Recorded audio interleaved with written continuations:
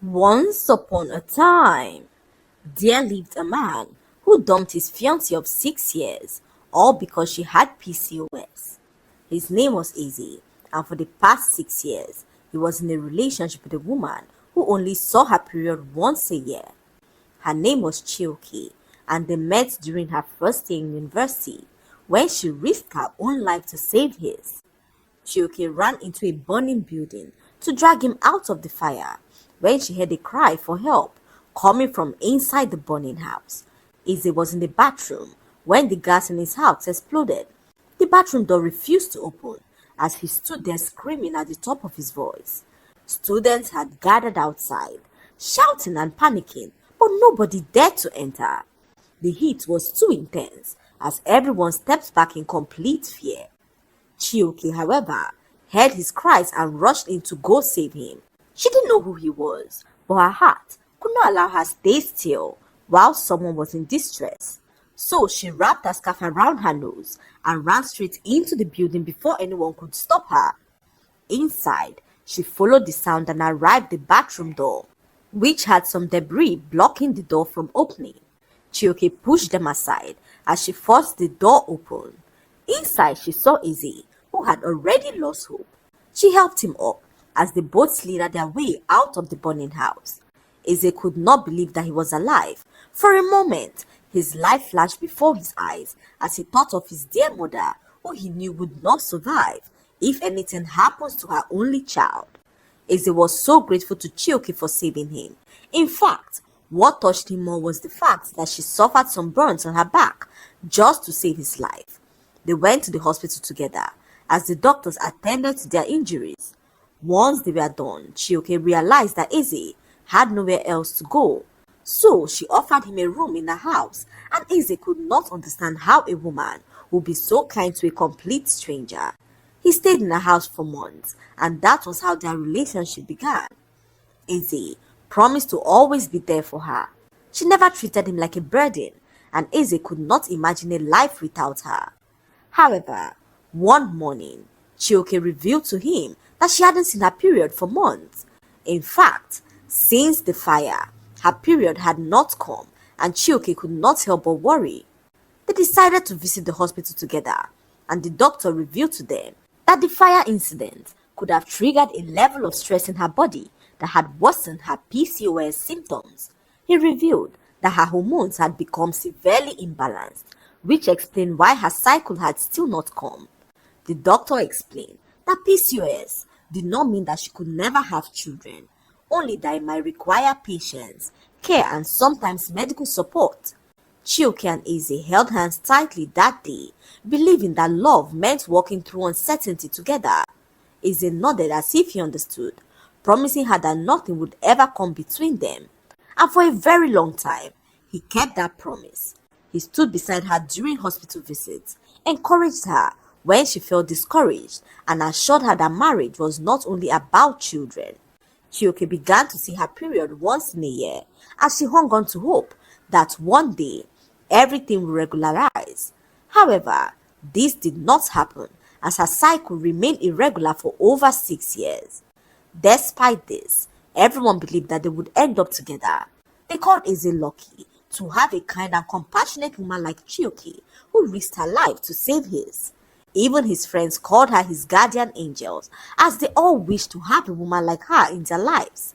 However, as the years went by, Izzy began to reconsider his position. His old mother visited him one day and met Chioke, who she told to leave her son alone. "Don't you know that he's my only son? Why do you want to force your barrenness on him?" she asked Chioke, whose heart broke to hear such words from his mother. She stood there sad as Izzy's mother informed her that her son would never marry a desolate woman. She warned her to stay away, and Chioke left his house immediately as her heart broke into a million pieces. She called Izzy and narrated all that his mother did to her, and Izzy apologized on his mother's behalf. He returned home hours later and met his mother, who reminded him that he was an only child. "You can't possibly want to marry a woman who is no different from your fellow man," she said to Izzy, who she told that she needed grandchildren. "I don't want to die without seeing my grandchildren," she said to Izzy, who tried to convince her that Chioke's condition was treatable, but his mother was not willing to listen. Eze could not withstand the pressure any longer. He began to think deeply about his decision to marry Chioke, who he knew would struggle to have children. He even went ahead to pay a visit to their doctor, who informed him that her condition would require patience and consistent care, and that there were many treatment options available if they chose to walk the journey together. But instead of hearing hope, all Eze could hear was delay. The words of his mother echoed louder in his ears as he left the hospital that day, determined to end his current relationship with her. So Eze began to look at Chioke not as the woman who saved his life, but as a risk he might regret in the future. He began to pull away gently, hoping that Chioke would leave him after a while, but this did not happen as Chioke made excuses for him, not knowing that Eze had checked out of their 6-year relationship. He discussed it with his friends, hoping to get some advice on how to end his relationship with her without causing her much hurt, but his friends advised him otherwise. Eze reminded them that he was the only child of his mother and that he needed children to continue his lineage. You guys expect me to marry a barren woman, even when you know how important it is to have children? His friends looked at him disappointed as they rebuked him for calling her barren. This woman you are calling barren is in this condition because of you.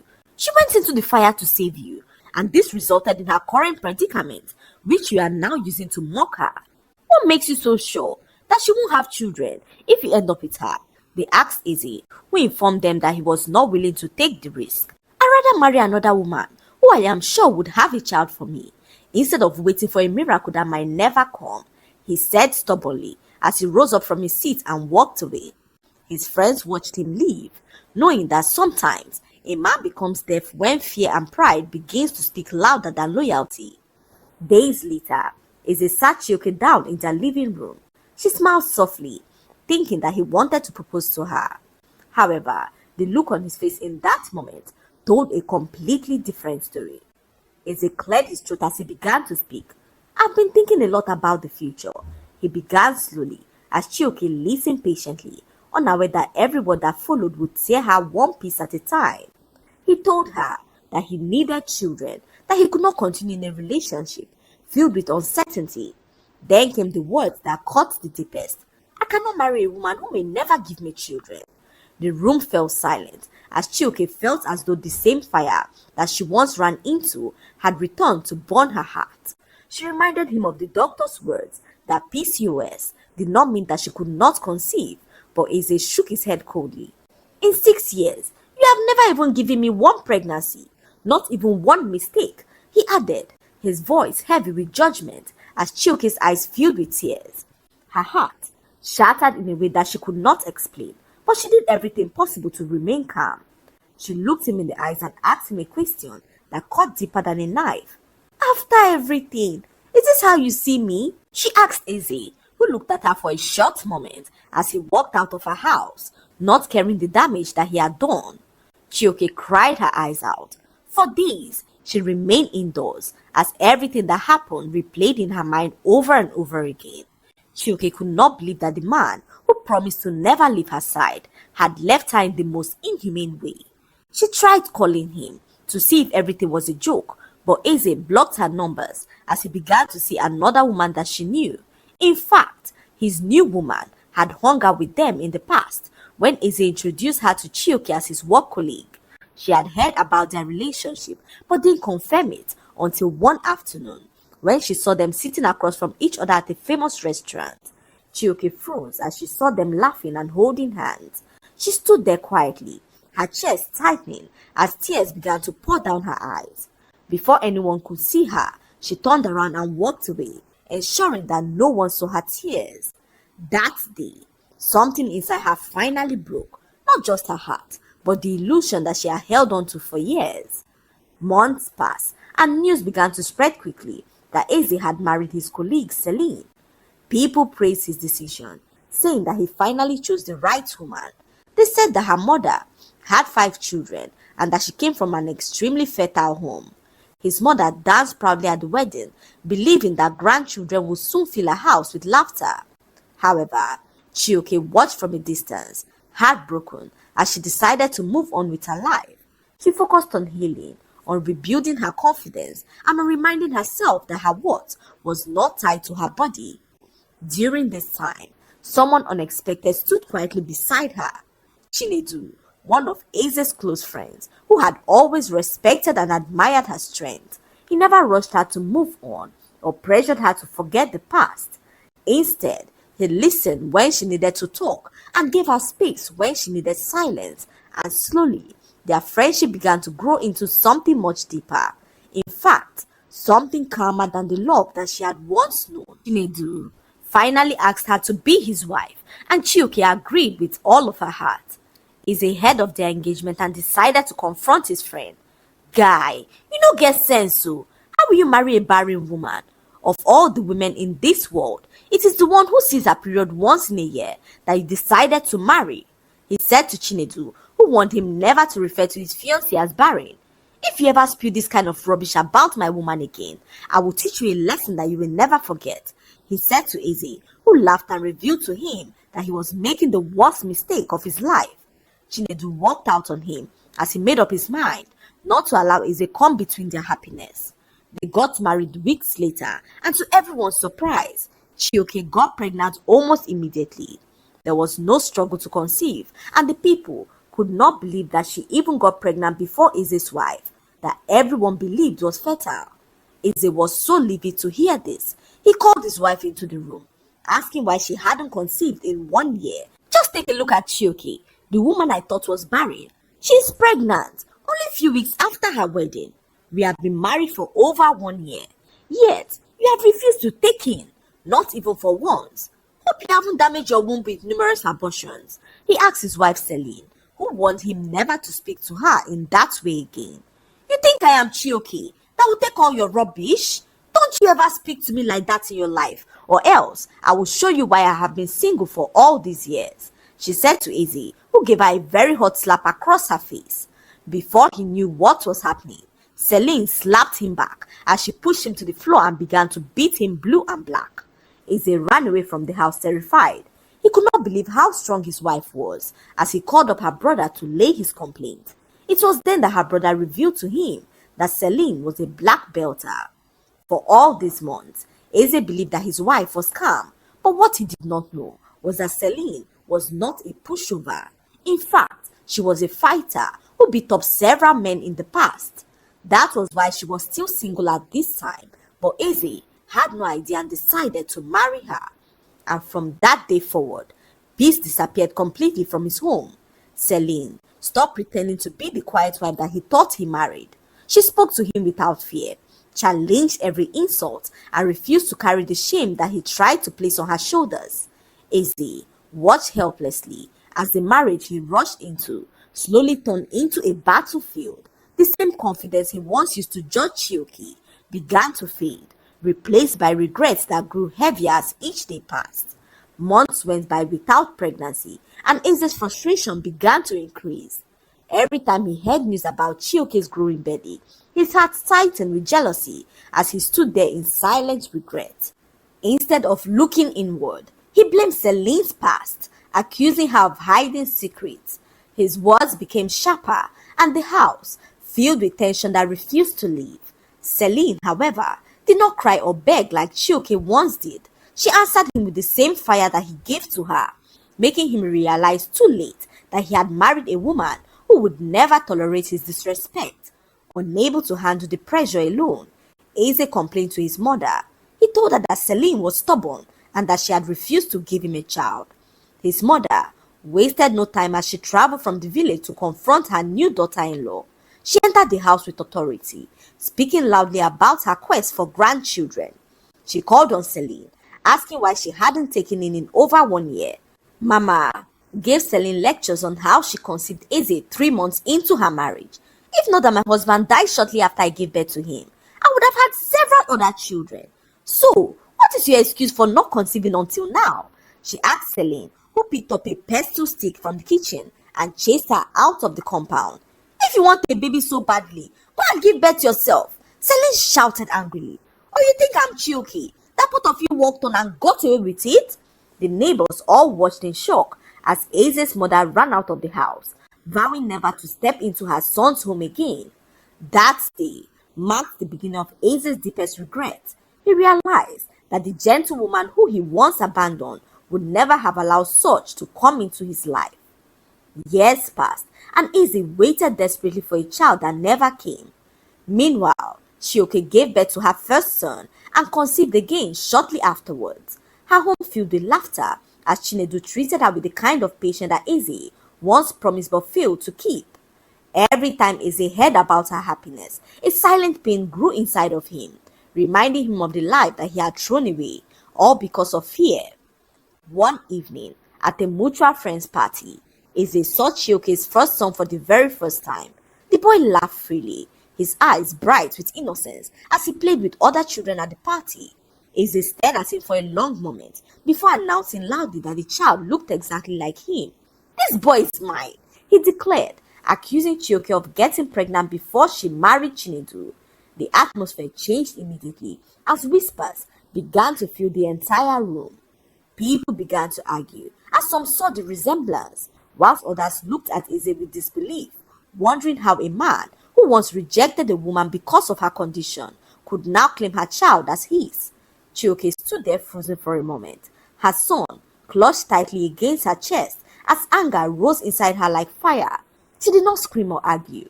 Instead, she turned to her husband quietly and said, "Let's go. Let's go out of here." Chinedu nodded, his jaw tight with anger, as they walked out of the party and returned home. That night, Chioke cried silently in the car, not out of weakness, but out of exhaustion from a past that she thought she had finally escaped. The next morning, a loud knock echoed through their gate. Chinedu opened the door to see Izzy standing there, his face stubborn and restless. Without greeting anyone, he walked straight into the sitting room and began to accuse them. "You know the boy is mine," he said repeatedly, pointing towards the child, who played quietly on the floor. Chioke's eyes burned with anger, but she remained calm as she allowed her husband to speak with him. Chinedu stepped forward, his voice low but firm. "Watch your mouth, Izzy. Don't come into my house to insult my wife." But Izzy refused to back down. He looked directly at Chinedu and asked why he was scared. "Why are you scared? If you are sure he's your son, why are you afraid of a simple DNA test?" The question hung in the air like a challenge. Chioke felt her heart pound as memories of the past rushed back, but she refused to let Izzy shake her peace again. Chinedu turned to her gently, asking what she wanted to do. So, she took a deep breath and agreed for the test to be consulted. "The truth can never hide," she said as Izzy looked her in the eyes and scoffed. He crossed his arms with confidence as he began to speak. "If the child turns out to be yours, I will leave and never disturb you both again. But if he is mine, I will take him because I can never allow another man raise my own son." His words filled the room with tension as Chioke and her husband watched him leave with his shoulders raised high. Days later, the test was conducted, and when the results came out, the doctor revealed the truth that ended up changing everything. The child was not Izzy's child. However, the test revealed that Izzy suffered from a rare genetic abnormality that made it impossible for him to father children naturally. The room fell silent as his pride collapsed in front of everyone. For the first time in his life, he understood that the woman, who he once labeled as barren, had never been the problem to start with. He was the one who was sterile, but his ego blinded him to that revelation as he decided to blame everyone but himself. He stepped out into the hospital corridor, his legs shaking as though the ground beneath him had shifted. People walked past him, laughing and talking, unaware that his world had just fallen apart. He sat on a metal bench and covered his face with both hands. "I blamed her," he whispered to himself as memories came flashing back like a movie. Izzy, for the first time in his life, cried openly, not because he could not have children, but because he finally understood the kind of woman that he had lost. He returned home broken, carrying a shame that he could no longer hide. But instead of comfort, he met an even harsher reality. Celine had already heard the news. She packed her bags without hesitation, her voice cold as she spoke. "You accused me of abortions, insulted me, and dragged me into your insecurity. I cannot stay with a man who does not know himself." Without waiting for his response, she walked out of the house, leaving behind a silence that felt heavier than loneliness. Days turned into weeks, and Eze began to understand the weight of his choices.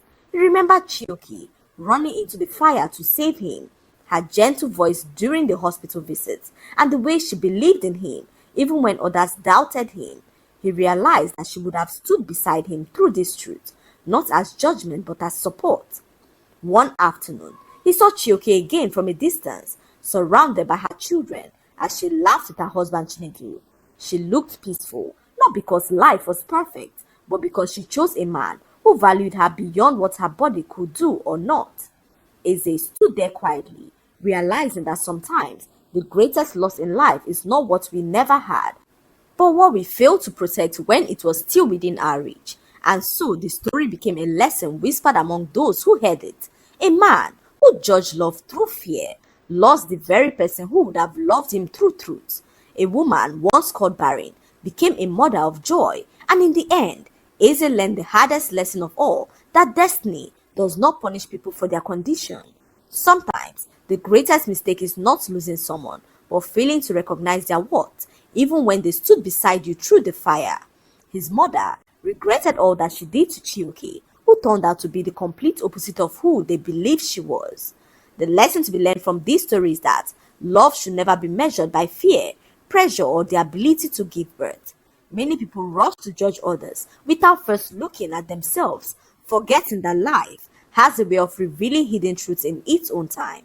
No one should be called barren or worthless because of a medical condition, and no relationship built on pride and selfish expectations can ever bring lasting peace. Eze learned too late that kindness, loyalty, and genuine love are far more valuable than assumptions about fertility. This story reminds us to treat people with compassion, to stand by those who stood by us during our darkest moments, and to remember that sometimes the person we push away is a very blessing meant to walk beside us through every storm. I hope